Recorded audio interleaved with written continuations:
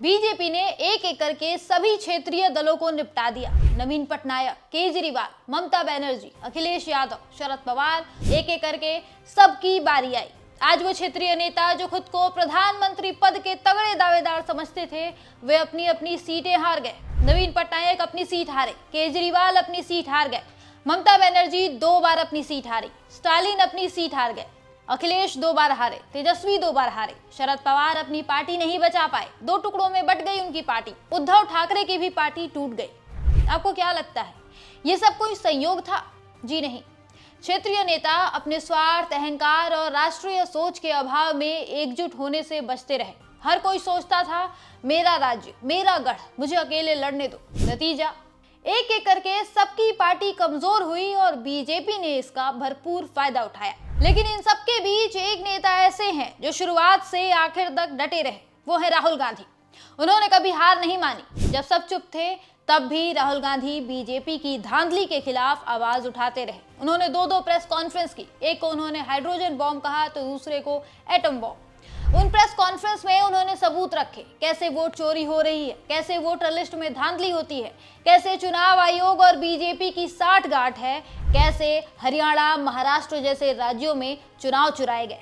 उन press conference के बाद बीजेपी में तहलका मच गया। बीजेपी के बड़े बड़े नेता मंच पर जनता के सामने आकर रोने लगे कि राहुल हमें बदनाम कर रहे हैं। लेकिन राहुल रुके नहीं, उन्होंने और सबूत इकट्ठा किए, जनता के सामने रखे और लगातार लड़ते रहे। आज भी वे मोदी एंड कंपनी से डरते नहीं हैं। हर चुनाव में धांधली जानते हुए भी लड़ते हैं ताकि लोकतंत्र बच सके।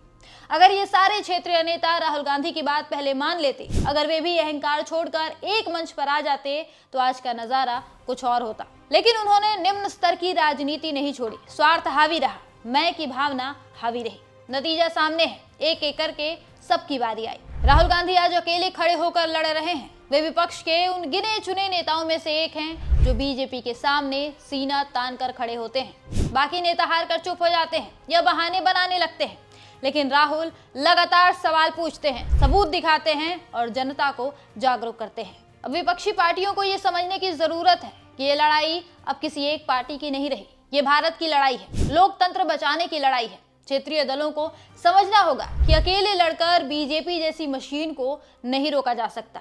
एकजुटता जरूरी है, अहंकार छोड़ना होगा, स्वार्थ छोड़ना होगा। राहुल गांधी ने दिखा दिया कि हार मान लेना जवाब नहीं है, लगातार लड़ना, सबूत जुटाना और जनता के बीच जाना, यही सच्ची राजनीति है। बाकी नेताओं को उनसे सीख लेनी चाहिए। अगर विपक्ष अब भी नहीं जागा तो बीजेपी एक के बाद एक राज्य हड़पती जाएगी और लोकतंत्र पूरी तरह से खत्म हो जाएगा, तानाशाही आ जाएगी इस देश में। बीजेपी इसके लिए काम करना शुरू भी कर चुकी है। एक देश एक चुनाव का नारा उसकी इसी सोच का नतीजा है।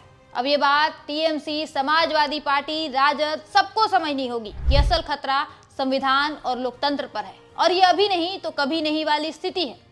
राहुल गांधी भारत जोड़ो यात्रा निकालें तो अखिलेश यादव को भी यूपी यात्रा निकालनी पड़ेगी। ममता बनर्जी को भी इस भयंकर वोट चोरी के खिलाफ अब बंगाल की सड़कों पर उतरने का साहस करना पड़ेगा।